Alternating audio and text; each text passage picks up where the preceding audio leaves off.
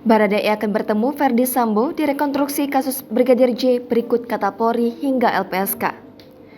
Rekonstruksi kasus kematian Brigadir Nofriansah Yosua Huta Barat atau Brigadir J akan digelar pada Selasa 30 Agustus dilansir dari Tribun News. Dalam rekonstruksi tersebut, Polri bakal menghadirkan 5 tersangka, yakni Irjen Ferdy Sambo, Putri Chandrawati, Barada Richard Eliezer atau Baradae, Bribka Riki Rizal, dan Kuat Ma'ruf.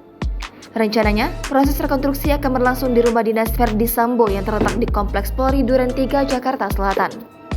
Kehadiran Baradae dalam rekonstruksi kasus Brigadir J itu dibenarkan oleh Kadif Humas Polri, Irjen Dedi Prasetyo pada 27 Agustus 2022. Baradae akan dihadirkan secara langsung ini mendapat sorotan dari sejumlah pihak. Mengingat Baradae akan bertemu langsung dengan mantan atasannya, Ferdy Sambo.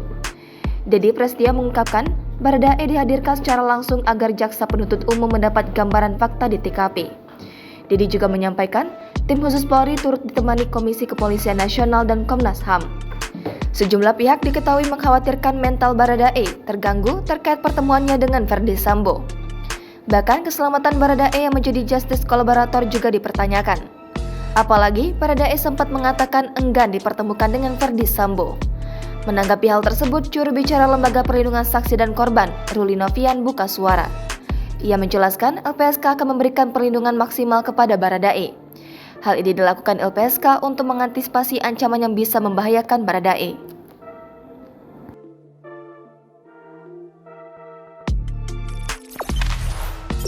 Jangan lupa subscribe, share, komen, dan like ya!